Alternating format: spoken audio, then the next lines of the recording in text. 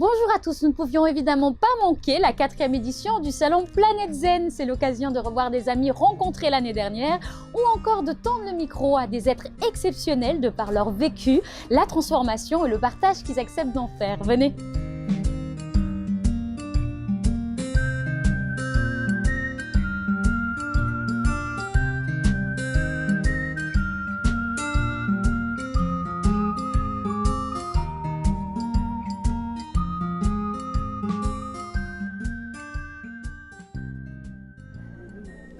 Bonjour Mina.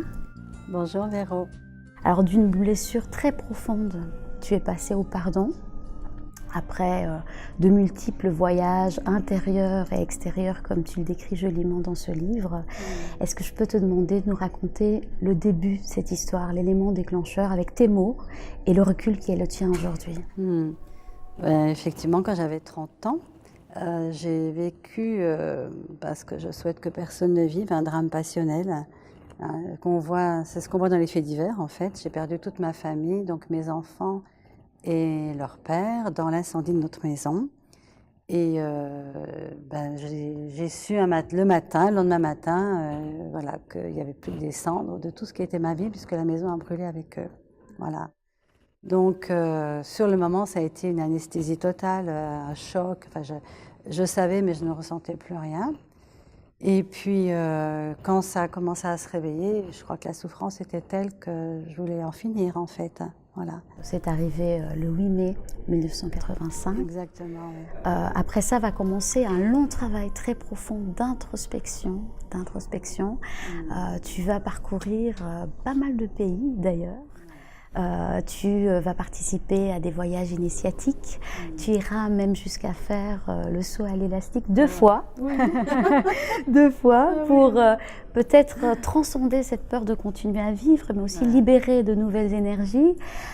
Et puis, tu décideras même de partir vivre aux États-Unis en laissant derrière toi ce que tu as, et même si j'ose dire ce que tu es à ce moment-là.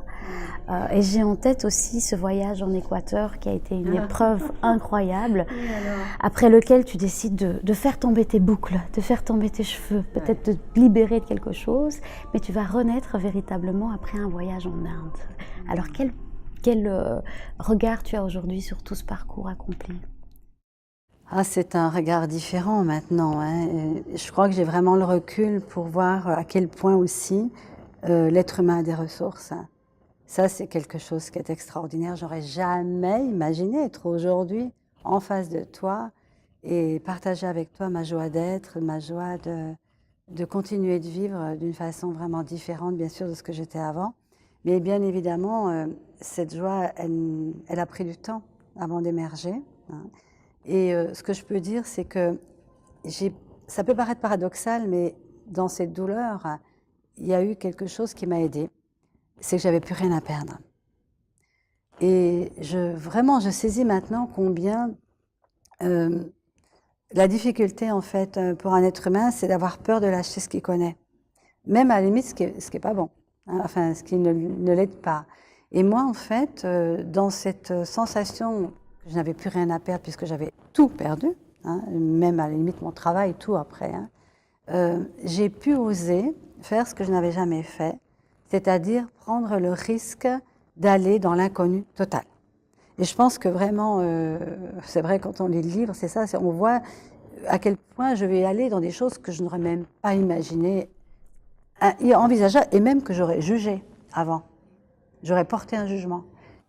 Et le livre, justement, il faut le lire jusqu'au bout. On comprend bien que c'est une transformation globale. Et au fil des pages, au fil des années, en fait, ce que tu es en train de faire, c'est faire ton deuil. Ce deuil qui va durer pendant 25 ans, plus ou moins, avec des moments insoutenables, avec les moments insoutenables que cela comporte, pour, comme je te disais, renaître après un voyage en Inde. Alors raconte-nous, qu'est-ce qui s'est passé en Inde? L'Inde, c'est vrai que c'est l'aboutissement, c'est la fin, je dirais, d'un deuil, enfin la fin d'un deuil. Je ne sais pas si ce mot est toujours, j'entends souvent les gens dire, mais je ne veux pas faire mon deuil. Il ne s'agit pas de faire quelque chose. Je dirais qu'à un moment donné, ce qui émerge, c'est que la douleur s'est dissoute. Et ce n'est pas quelque chose que j'ai essayé de faire, c'est quelque chose qui est arrivé à moi. Tu parlais du saut élastique et puis plein d'autres choses, hein, la marche sur le feu qui est symbolique, hein, voilà. Mais en fait, ce que je voudrais bien dire, c'est que pendant que je faisais ce cheminement, je n'imaginais même pas qu'un jour ça s'arrêterait. Et en réalité, ça a vraiment pris 7 ans, on va dire 7 ans, où je suis arrivée en Inde, après tous ces voyages dont tu parles et puis toutes ces prises de conscience quand même, voilà. Et en Inde, il s'est passé, c'est vrai, quelque chose d'inattendu pour moi. Déjà parce que j'avais pas prévu d'aller voir des foyers de crémation. Moi, j'allais en Inde pour visiter, et Bénarès, c'était mythique. Et c'est en arrivant là-bas, je réalise que, mais je vais voir la façon dont mes enfants ont disparu. Et j'avais mon mental, quoi, qui revenait, qui disait, non, mais ça va pas, ça. Et moi, je disais, stop. Je vais aller, j'ai toujours tout regardé en face, traversé, je vais continuer jusque-là. Et là, au moment, il y a eu quelque chose vraiment incroyable qui s'est passé. Au moment où ils mettent les corps, ils les plongent dans le Gange, ils les mettent sur le foyer de crémation, au lieu d'être anéantis, parce qu'on aurait pu imaginer en fait un souvenir qui remonte et tout, je sens une libération intérieure, comme une sensation que ce qui est en train de brûler là, c'est une enveloppe. Pourtant, je ne suis pas quelqu'un de spirituel dans le sens du terme, où j'ai toujours été très pragmatique. Donc, je parle vraiment d'une expérience qui m'a dépassée. C'est que le sentiment que j'ai eu, c'était que les êtres là qui étaient en train de brûler, il y avait juste l'enveloppe qui brûlait, mais qu'il y avait une vie qui était toujours là. Et cette vie, je l'ai sentie, c'est comme si je la recevais dans mon corps, dans mes cellules. Et à ce moment-là, j'ai pu me retourner sur ces 7 ans. Et alors, c'était extraordinaire pour moi. Je pouvais penser à mes enfants, plus que ça, les embrasser, je dirais, sans la souffrance et les larmes.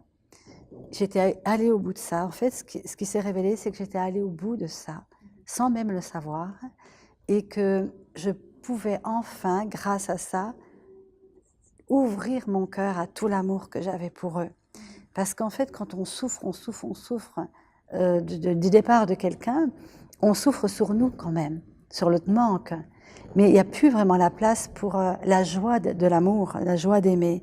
Et là, je pouvais retrouver cette joie de les aimer et de ne pas sentir de séparation avec eux. Et de Christiane, tu vas passer à Mina, c'est ça. Comment est-ce que tu as vécu cette transformation? Parce que ce n'est pas un changement d'identité, mais il y a quand même une transformation profonde. On sent qu'il se passe quelque chose en toi. Exactement. Je n'avais pas du tout l'intention de changer de prénom. J'ai envie de dire que j'ai jamais eu l'intention de rien. Pendant cette année, je vivais chaque jour un après l'autre, en fait, et en me disant, il faut que je tienne jusqu'à ce soir au début. Puis peu à peu, je suis arrivée plus loin. Alors, ça s'est fait comme ça. Et les choses venaient à moi. J'ai jamais dit, il faut que je fasse ça, il faut que je fasse tes voyages initiatiques. Ça venait à moi. Hein. C'est vraiment très fort. Et cette notion de changement de nom, ça s'est fait parce que j'étais dans un lieu où il y avait des initiations. Ça se fait beaucoup en Inde. Hein. Quand on change d'énergie, quand on change d'âge ou d'évolution, eh bien, vous allez recevoir un prénom si vous le voulez. Et moi, je n'avais pas l'intention, mais j'ai vu le rituel. Et qu'est-ce qui s'est passé? Je pleure en voyant le rituel de quelqu'un d'autre. Je n'ai pas réfléchi. Il y en a, ils mettent 3 ans avant de décider ça. Moi, je vais m'inscrire tout de suite en disant je veux vivre ce rituel. Et ce qui s'est passé, c'est que j'ai pu me libérer, je dirais, de l'histoire de Christiane avec la souffrance. Et c'était mon choix. Ça ne veut pas dire que j'ai oublié. Hein. Il y a toujours... Mais je voulais passer à un autre niveau qui était qu'est-ce que je vais faire de ça? Comment je vais rebondir sur ça pour en faire quelque chose de beau? Je ne savais même pas comment, mais je suis sûre que c'est possible. Et en fait, à un moment donné, j'ai vraiment le sentiment de laisser la peau de la souffrance par terre et de renaître à un nouveau choix. Avant, c'était de la survie. Et maintenant, c'était le choix de vivre. Et Mina veut dire divine pierre précieuse. Oui. Ça te va très très bien. Ça te va très bien. Alors 25 ans après les faits, tu vas décider d'organiser une célébration à la mémoire des tiens. Une célébration qui sera d'ailleurs un peu improvisée, mais durant laquelle tu vas surtout dire merci. Pourquoi? Eh bien, c'était pas prévu.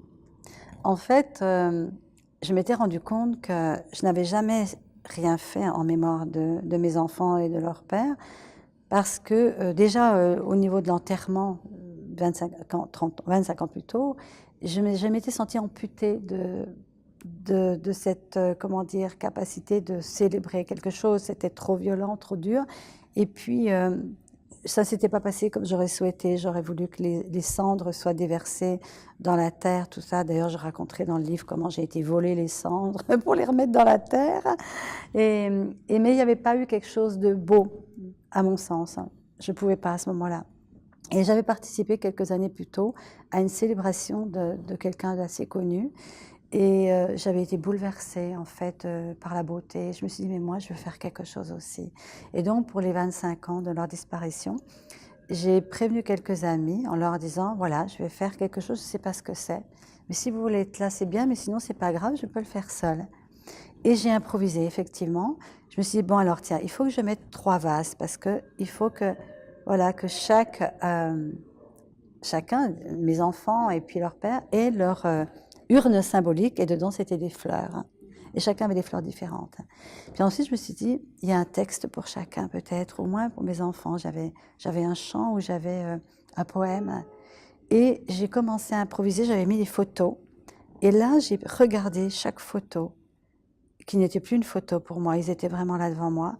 Et j'ai commencé à leur parler et leur dire, voilà, je voudrais vous dire combien j'ai souffert de votre disparition. Et puis tout d'un coup est venu effectivement le merci.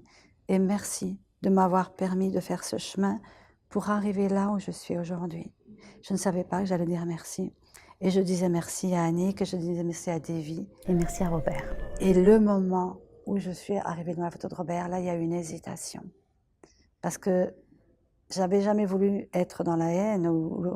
Et tout d'un coup, j'étais face vraiment à un choix de est-ce que je veux choisir de continuer d'ouvrir mon cœur malgré ce qui s'est passé. Mais je n'ai même pas eu besoin de choisir. Ça s'est ouvert en moi. Mon cœur s'est ouvert, j'ai pleuré et j'ai réussi quand même à lui dire merci. Et je te pardonne et on se pardonne. Dans Pardon, il y a le mot don, justement. Et dans l'épilogue que tu écris 30 ans plus tard, le livre a donc été réédité l'année dernière, en 2006. Tu reprends une citation 2016. Qui dit... Pas 2016, voilà. Oui, pardon, 2016. Pardonner, c'est libérer un prisonnier et découvrir que ce prisonnier, c'était vous. Tu es donc libre aujourd'hui. Parle-nous de ce pardon. Alors, c'est paradoxal parce que mon livre s'appelle Apprivoiser le pardon, mais je n'ai jamais cherché une seconde à pardonner. J'ai juste cherché à comment vivre, au début survivre. Mais le pardon est arrivé à moi.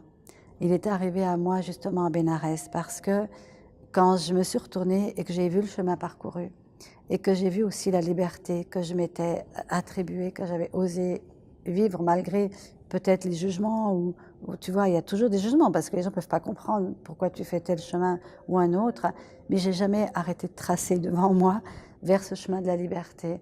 Et en fait, pour moi, le pardon, c'est le don que j'ai reçu de l'épreuve. Et c'est ce don qui m'a amenée à trouver cette force que je ne savais pas que j'avais et que Martin Gray a très bien décrit dans son livre Nom de tous les miens. Il parle de la force de vivre et qui m'a aidée à faire le choix de vivre. Parce que le témoignage de quelqu'un nous montre que c'est possible. Et en fait, ce don, pour moi, c'est ça le pardon. C'est-à-dire que c'est pas « oui, je ne t'en veux pas, tu m'as fait du mal », etc. C'est « je reçois le don de ce voyage ensemble de difficultés » et qui m'a fait grandir. Et pour moi, le pardon, c'est quand on n'a plus rien à pardonner. Alors c'est incroyable parce que depuis qu'on a commencé cette interview, on a une espèce de chant lyrique derrière nous. C'était évidemment pas prévu du tout. On sent qu'on est au salon planète zen, hein, c'est plein de zénitude. Mais bon voilà, on va continuer. On va accueillir. On va accueillir, voilà. Comme tu dis. Alors moi, ce qui personnellement m'a vraiment fascinée dans ton histoire, c'est comme je te le disais avant l'interview, ta liberté. Parce que malgré une colère qui est totalement légitime, tu vas t'ouvrir au monde, tu vas accueillir et saisir toutes les opportunités qui se présentent à toi. Et finalement, il y a plein de synchronicités. On se rend compte que tout s'emboîte.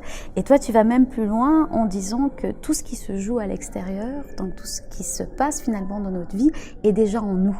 Je sais qu'entre-temps, tu t'es spécialisée dans la mémoire cellulaire. Alors, est-ce que tu peux un peu nous parler de ça? Il y a eu plusieurs étapes dans ce deuil. Il y a déjà atténuer la souffrance ou la traverser sans m'en détruire. Et là, je me suis rendu compte que les émotions ne tuent pas. Elles nous font beaucoup de mal, mais elles ne tuent pas et elles s'arrêtent au bout d'un moment. Enfin, il y a une fin. Ça, je peux vraiment en témoigner. La deuxième chose, c'est qu'après, je me suis dit, mais comment... Moi, j'étais quand même dans la psychanalyse, je travaillais en pédopsychiatrie, donc je connaissais bien tout cet aspect inconscient où on se met parfois dans des situations sans s'en rendre compte qui se reproduisent. On parlait du transgénérationnel. Moi, j'ai été épatée de voir comment on peut rejouer des histoires de notre inconscient familial. Et la grande question que je me suis posée à un moment donné, mais est-ce que je porte en moi des mémoires qui m'ont fait vivre ça finalement, et parce que je me suis intéressée à la physique quantique et puis à des recherches sur les mémoires cellulaires.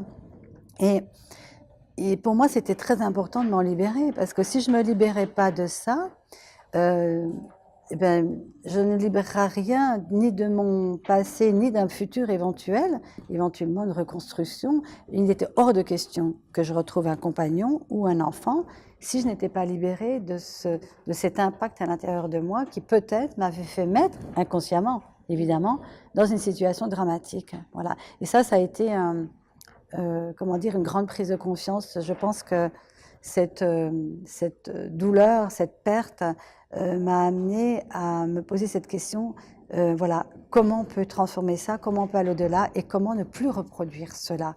Parce que ce que j'avais vécu au niveau individuel, finalement, on regarde au niveau collectif, il se passe des scénarios pareils qui se répètent depuis la nuit des temps, les génocides, la vendetta. Quand on regarde l'histoire de l'humanité, tout se reproduit tout le temps. Est-ce que ça ne serait pas aussi des mémoires cellulaires? Et tu as été psychothérapeute pendant des années, oui, d'ailleurs. Et aujourd'hui, tu es formatrice, facilitatrice en libération d'énergie, je ne sais pas si c'est comme ça qu'on dit, et conférencière aussi. Et tu t'es remariée. Oui, et tu as eu une fille. Alors ça suscite évidemment un peu de curiosité. Quelle est ta relation avec cette nouvelle actrice de ton histoire? Mais en fait, là aussi, c'est quelque chose que je n'ai pas cherché. Je dirais même que c'est arrivé à un moment donné où je m'étais dit, maintenant c'est terminé, ces histoires de couple, parce que ça sera un autre sujet, mais c'est un sujet quand même qui me concerne, le couple, puisque mon mari s'est suicidé parce que je voulais divorcer. Donc en fait, ça m'a interpellée sur l'amour, et je ne voulais plus rentrer dans une relation où il y aurait de la dépendance, de la codépendance, enfin tu vois, tous ces systèmes qui sont répétés tout le temps. Donc là aussi, ça a été un grand chemin. Et en fait, cet homme est arrivé au moment où j'avais décidé que maintenant, je me mariais avec mon féminin et mon masculin intérieur, et que je n'attendais plus d'un homme extérieur de m'apporter, de me combler. Et il y a quelque chose qui était lâché. Et c'est intéressant, c'est là qu'il est arrivé dans ma vie. Et moi, je voulais quelqu'un qui ait une certaine conscience. Et bien, c'est ce qui s'est arrivé à 40 ans. Contre toute attente. Et notre fille Gaïa est arrivée à 41 ans, contre toute attente aussi. Mais quand tu étais le plus indépendante, finalement. C'est ça qui est intéressant. Je pouvais l'accueillir parce que je savais que je ne lui reporterais pas mes blessures. Il était hors de question pour moi d'avoir un enfant de réparation. Alors là, du tout. Et c'est vraiment une enfant de l'amour. Et quand on la voit maintenant, elle a 22 ans. Hein. Elle est lumineuse, elle est rayonnante. Depuis toujours, elle a voulu être actrice, et je trouve ça très intéressant. Parce qu'elle me disait l'autre jour, tu vois maman, la vie, ça devrait être comme quand on joue des rôles. On joue un rôle, on est conscient du rôle, et quand on en a marre, on en sort. Et finalement, c'est ça le chemin que j'ai fait. C'est de sortir de l'identification à un personnage. J'aurais pu m'identifier à la victime, j'ai choisi de ne pas m'identifier. Et elle me dit que quand elle joue, elle rentre, elle sort, elle rentre, elle sort. Et si c'était ça, ne pas se prendre au sérieux dans nos scénarios et savoir qu'on a la capacité de choisir un autre rôle. On entend souvent, et tu en parles d'ailleurs dans le livre, il n'y a aucune épreuve qui nous soit donnée que nous ne puissions traverser. Alors dit comme ça, on peut l'entendre, quand on est dans la douleur, c'est un peu plus difficile. Qu'est-ce que tu as envie de dire aux gens qui justement sont dans l'épreuve, et qu'est-ce que tu as envie de leur dire par rapport à cette phrase qui peut-être ne résonne pas en eux? Elle ne résonnera peut-être pas tout de suite en eux, parce qu'il y a des choses que je dis parce que c'est maintenant, parce que c'est 30 ans plus tard, c'est le recul que j'en ai, mais ce que j'ai vu pour moi, c'est que je ne croyais pas du tout, et c'est comme ces personnes en ce moment qui souffrent, c'est que je pensais qu'il n'y aurait jamais de bout à cette douleur, et je la supporterais pas. Le fait d'avoir accueilli et accepté de la traverser, néanmoins, m'a montré que j'avais plus de force que je ne croyais. Parce que notre mental, il est toujours limité, réduit. Ici, d'ailleurs, les gens, souvent, quand ils entendent l'histoire, ils pleurent, mais ils pleurent sur eux. Il y a des personnes qui pleurent, mais c'est pas sur moi, puisque moi, je suis libérée de tout ça. Ils pleurent sur ce qu'ils imaginent que ça leur ferait. Parce que le mental, il est persuadé qu'on ne survit pas à ça. Moi, ce que je peux dire, comme Martin Gray, comme Viktor Frankl, comme tant d'autres, c'est qu'en fait, l'épreuve nous fait toucher vraiment les forces qu'on est capable de contacter à ce moment-là. Et je l'ai vu pour moi, mais je l'ai vu pour tous ceux que j'accompagne aussi. Donc en fait, j'ai envie de dire à ces gens-là, oui, la souffrance, elle est aiguë, elle est terrible, et quand on est dedans, on n'imagine pas qu'on en sort. Moi, je peux juste dire qu'un jour, on en sort. Être heureux malgré tout ce qui nous arrive donne un sens au pire. C'est ce que tu écris. Quelle est ta définition du bonheur? Ah, ma définition du bonheur, je ne sais pas si j'ai vraiment une définition, mais ce que je pourrais dire, c'est que la vie est un temps très court, que le fait d'avoir perdu les êtres plus chers au monde m'en fait comprendre la préciosité de cette vie et la merveille de cette vie. Et je me suis toujours dit, puisque moi je suis vivante, que je suis survivante, je veux que cette vie, je veux en faire, si possible, quelque chose de beau, quelque chose de lumineux. Je ne savais pas du tout comment. Tous ces choix, c'était des choix de l'inconnu total. Je ne savais même pas si j'y arriverais. Mais pour moi, le bonheur, c'est révéler l'être que nous sommes au fond de nous. Tu parlais de liberté, ça m'a permis d'oser être qui je suis.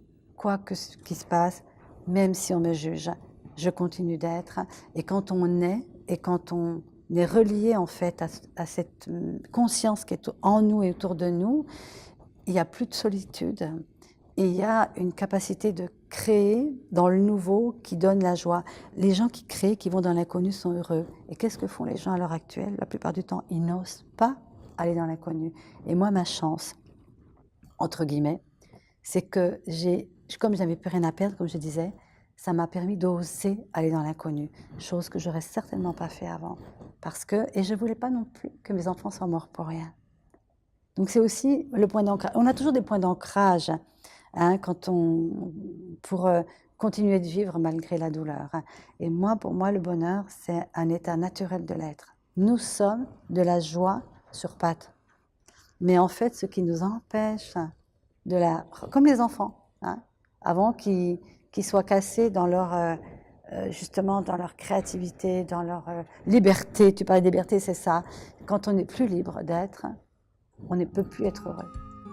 Et la liberté d'être, c'est prendre des risques, c'est prendre le risque de vivre quoi qu'il arrive. Plonger dans les ressources du voyage intérieur pour guérir, car il n'y a pas de médicament plus puissant. C'est en tout cas ce que Ména et son histoire nous apprend. Si vous avez aimé cette vidéo, partagez-la. À très vite pour une nouvelle émission qui, j'espère, vous inspire et vous fait du bien.